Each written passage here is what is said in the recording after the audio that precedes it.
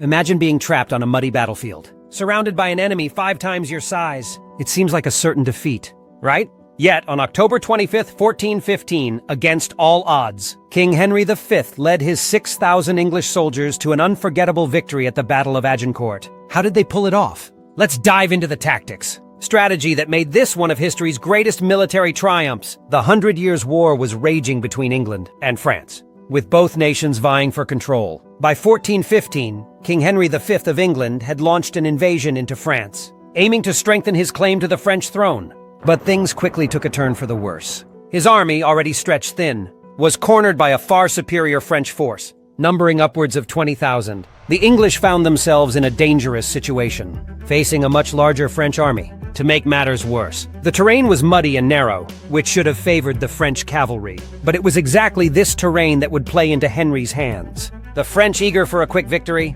charged without fully assessing the conditions. This became their first mistake. The true secret to Henry's victory lay in his troops' weapon of choice. The English longbow. These longbowmen, highly skilled and deadly accurate, could fire arrows at an astounding rate, with great force. While the French knights were bogged down by heavy armor, the English archers unleashed a relentless barrage of arrows, decimating French ranks before they could even reach the English line. The longbow made the difference. The French underestimated the impact of the English archers. Their position on the battlefield, they charged in disorganized waves, unable to take advantage of their numerical superiority.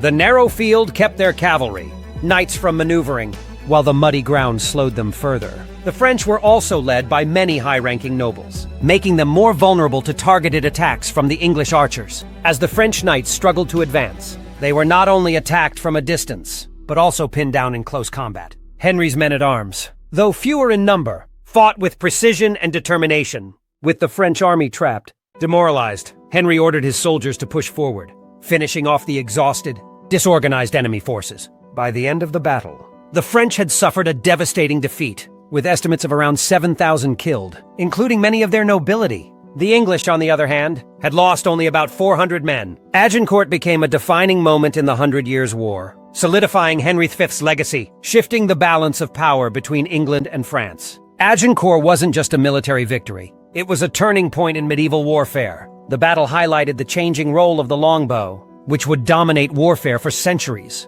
It also marked the beginning of the decline of the heavily armored knight, as the most powerful force on the battlefield. Henry V's victory proved that with the right tactics, determination and innovation, even the underdog could come out on top. The Battle of Agincourt remains one of history's greatest military victories. Against overwhelming odds, Henry V's army demonstrated that strategy. The right weapons, a fearless mindset could defy even the most unfavorable conditions. The victory changed the course of the 100 Years' War, left a lasting legacy on military tactics. It's a reminder that sometimes, against all expectations, the underdog can win, and history will remember it forever.